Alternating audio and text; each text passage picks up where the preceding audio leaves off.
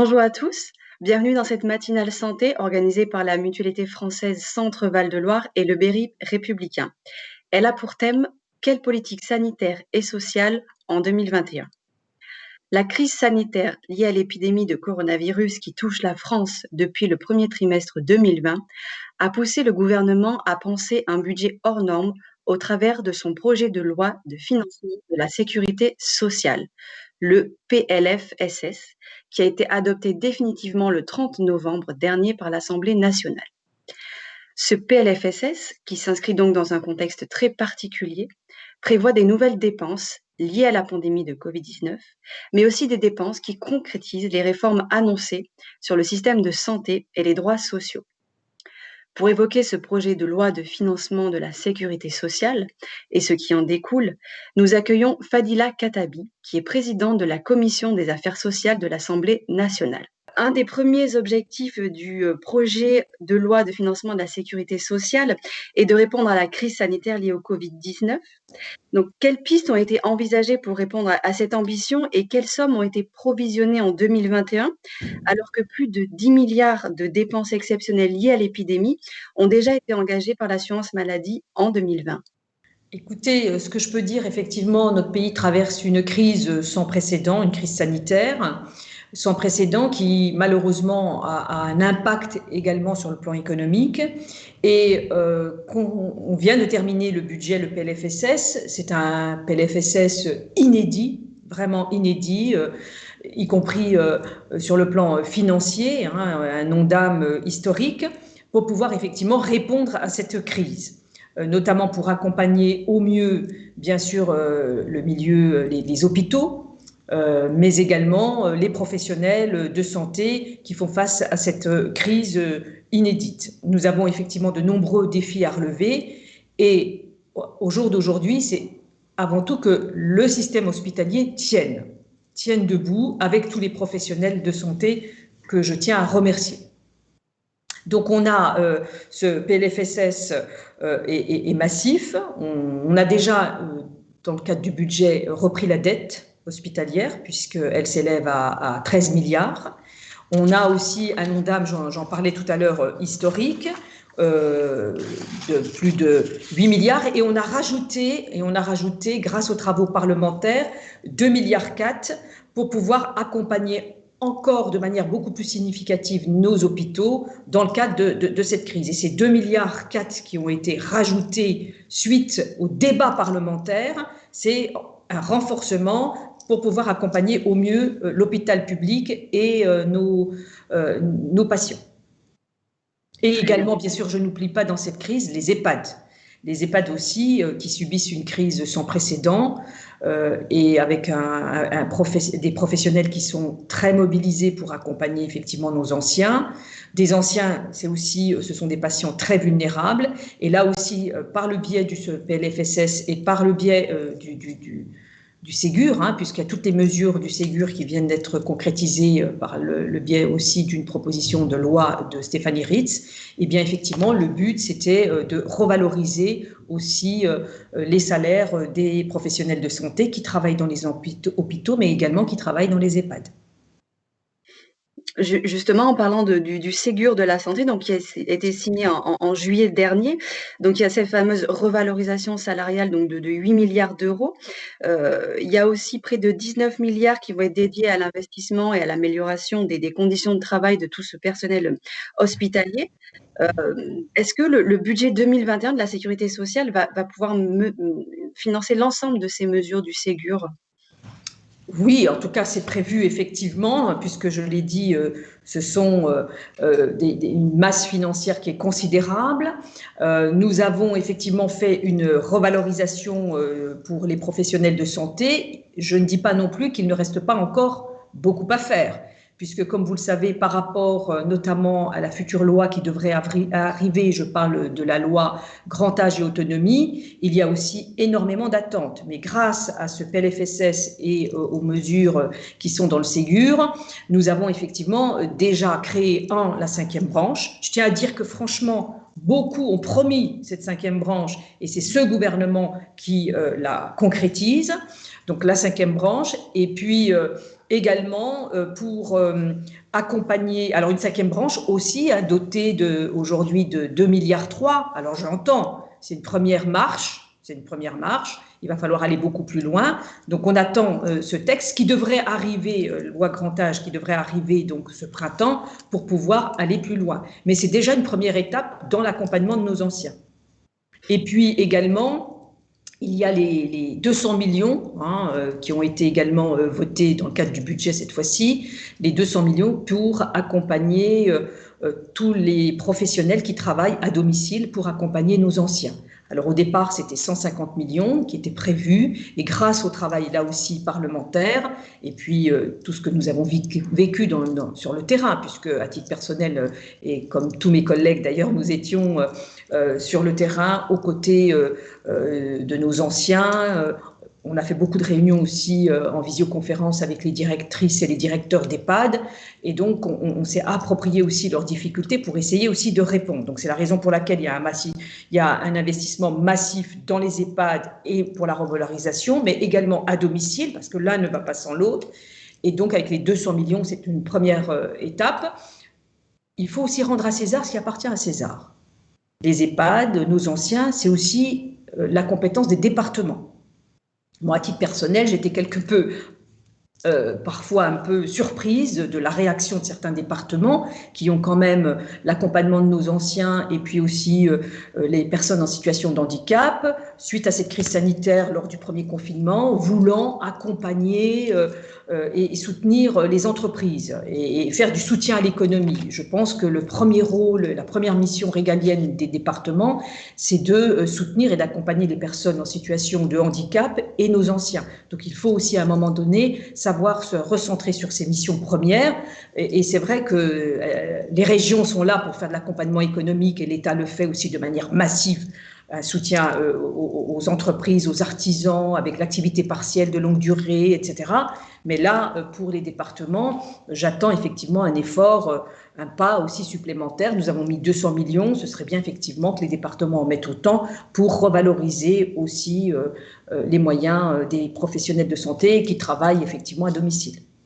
Donc, on a parlé de cette fameuse cinquième branche qui va être créée. On a aussi une loi qui va arriver, la loi du grand âge et de l'autonomie qui va prochainement arriver. Vous avez parlé des 150 millions d'euros qui vont être débloqués pour renforcer l'attractivité des métiers de l'aide à domicile. 200 millions, pardon, excusez-moi. On a aussi une aide à la vie partagée pour accélérer le développement de l'habitat inclusif alternatif aux EHPAD qui doit être mis en place. Est-ce que l'épidémie de Covid-19 a accéléré cette nécessité de prendre en compte la question du vieillissement à domicile? Probablement. De toute façon, les personnes, quand on est sur le terrain et on leur rend visite, et encore récemment, j'étais avec Brigitte Bourguignon à Dijon, elle est venue faire une visite, on a visité bien sûr des logements qui étaient tout à fait adaptés, des logements aussi sous forme de colocation, un logement qui a été complètement rénové au niveau de la douche. Adapter la douche, et c'est un effort aussi pour l'État puisque cette douche était réhabilitée à hauteur de 5 000 € pour faire en sorte que la personne puisse rester dans son domicile. Cette personne était propriétaire de son domicile et elle nous a dit qu'elle n'était plus en situation de rester dans la mesure où la salle de bain, la douche n'était pas du tout adaptée. Et donc, grâce à ces efforts, grâce à l'aide de l'État, cette personne a pu être maintenue à domicile. Je pense qu'aujourd'hui, les personnes souhaitent avant tout rester chez elles. Mais pour ce faire, il faut l'appartement qui soit évidemment adapté pour une personne qui a des difficultés à se mouvoir. Et puis 2, il faut aussi du personnel compétent à domicile. Donc là aussi, il y a un problème, on sait, aussi de recrutement, de revalorisation des métiers pour faire en sorte que ces personnes puissent être accompagnées également à domicile. Mais je crois que la priorité, c'est effectivement de rester à la maison, en tout cas rester chez soi. C'est la volonté en tout cas des Français aujourd'hui. Après, effectivement, certaines personnes souhaitent aller en EHPAD. Là aussi, il y a tout un travail à faire sur les métiers, sur la revalorisation. Aujourd'hui, j'ai des directeurs et des directrices qui me disent qu'elles ont beaucoup de difficultés à recruter Beaucoup aujourd'hui, même certains CHU ont fait des grandes campagnes de recrutement, du coup ils ont un peu siphonné d'ailleurs les EHPAD. Et donc, il y a tout un travail aussi, j'allais dire, collaboratif pour faire en sorte de rendre aussi bien attractif l'hôpital que les EHPAD, que la possibilité de rester chez soi à domicile. Je pense qu'il ne faut pas opposer les uns aux autres, mais essayer d'apporter la meilleure solution à la personne. En tous les cas, si elle souhaite rester chez elle, elle doit pouvoir le faire. Si elle souhaite aller en établissement, elle doit pouvoir le faire. Donc, dans le cadre de cette 5e branche, on a aussi une question de Rosemarie Minaillot, qui est présidente de la Mutualité française Centre-Val de Loire. Donc, elle demande ce que vous pensez de la solution assurantielle solidaire et responsable, portée notamment par la Mutualité française, de proposer une rente viagère pour les plus de 60 ans reconnus JR1 ou 2. Donc, les JR1 ou 2, pour expliquer un petit peu, c'est ceux qui sont confinés au lit et au fauteuil. Et donc, qui seraient financés par une cotisation attachée au contrat de complémentaire santé. Écoutez, je ne connais pas véritablement ce dossier sur le bout des doigts, mais si c'est effectivement la volonté des personnes pour essayer d'apporter une solution à leurs difficultés, pourquoi pas? Autre mesure phare du PLFSS, la durée du congé de paternité va être à partir de juillet 2021 doublée. Elle va passer à 28 jours. Est-ce que vous pouvez nous dire un petit peu quel est le coût de cette mesure pour la branche famille et quelle est la volonté aussi du gouvernement derrière cette mesure? Alors ce coût, si j'ai les derniers chiffres sur une année, ça doit représenter à peu près 500 millions d'euros. 500 millions d'euros, je pense que c'est une belle avancée. Franchement, c'est une belle avancée qui était attendue par les Français. Et donc, effectivement, on a doublé ce congé paternité dans le but de répondre, bien sûr, aux attentes des familles, d'accompagner au mieux aussi la maman qui vient d'avoir un enfant, de faire participer les pères de manière beaucoup plus significative pour aider effectivement à la maman, mais aussi d'être aux côtés de son enfant dès les premiers jours de sa vie. Donc, c'est pour moi une belle avancée sociale. Et donc, ça représente à peu près 500 millions d'euros. Ça n'est pas rien, c'est significatif, mais c'était attendu. Nous étions d'ailleurs un petit peu en retard par rapport à certains pays nordiques. Je reviens un petit peu sur le Ségur de la santé. Donc, il y a beaucoup de mesures et beaucoup d'argent qui ont été débloqués pour à l'issue de ce Ségur. Mais ces dernières semaines, on a vu pas mal de personnels de santé qui sont quand même descendus dans la rue, notamment parce qu'ils dénonçaient l'exclusion de certains agents, comme des agents du médico-social ou encore du secteur du handicap, de cette fameuse revalorisation de 183 € par mois.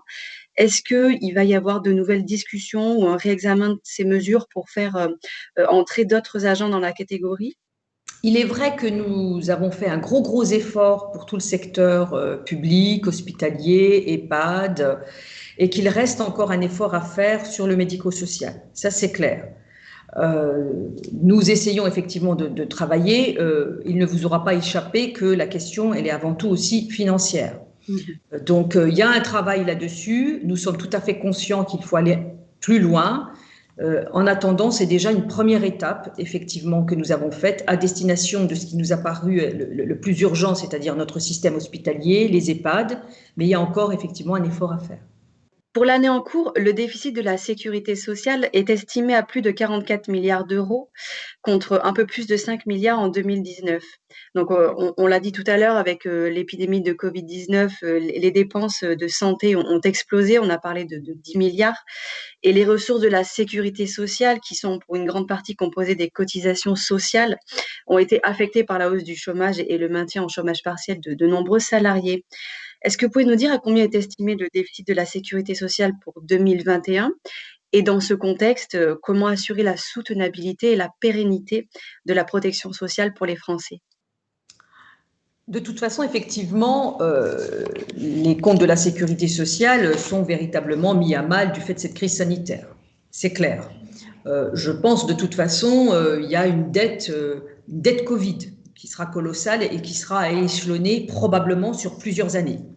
Ce que je sais également, c'est que nous faisons tout notre possible, le gouvernement est fortement mobilisé pour soutenir les entreprises, pour faire en sorte qu'il y ait le moins de casse économique possible et donc de facto le moins de casse sociale.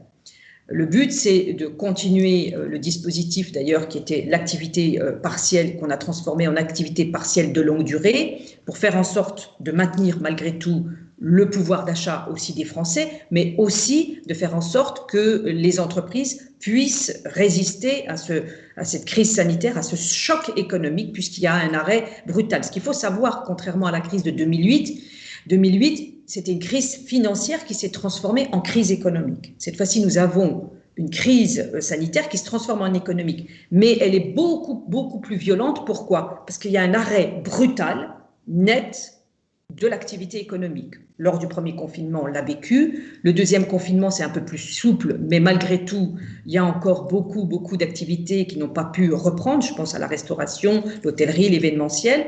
Et donc, le fait de maintenir ce dispositif qui est l'activité de longue durée avec tout le PGE, le prêt garanti de l'État, le fonds de solidarité, etc., c'est pour faire en sorte qu'il y ait le moins de casse possible pour que véritablement nous puissions, une fois qu'on sera sorti de cette crise sanitaire, qu'il y ait un véritable rebond économique et que de facto, les salariés pourront reprendre leur activité et faire en sorte que les cotisations sociales puissent être au rendez-vous. Si effectivement les entreprises disparaissent les unes derrière les autres, nous aurons un problème beaucoup plus grave. Très bien. Merci à tous. C'est la fin de cette matinale santé. Merci de nous avoir suivis. Merci à vous, Madame Fadila Khattabi, pour votre intervention. Je vous en prie, c'est un plaisir pour moi. Je vous souhaite à tous une très bonne journée. Je voudrais quand même terminer sur une note positive. Nous sommes fortement mobilisés aux côtés de notre système de santé, aux côtés effectivement des professionnels de santé, mais également aux côtés de nos entreprises, aux côtés des Français, pour faire en sorte que nous puissions sortir de cette crise sanitaire et revivre à peu près normalement. Très bien. Je vous en prie. Merci. Merci à tous. C'est la fin de cette matinale santé. Merci de nous avoir suivis. Merci à Fadila Khattabi pour son intervention. Je vous souhaite à tous une très belle journée.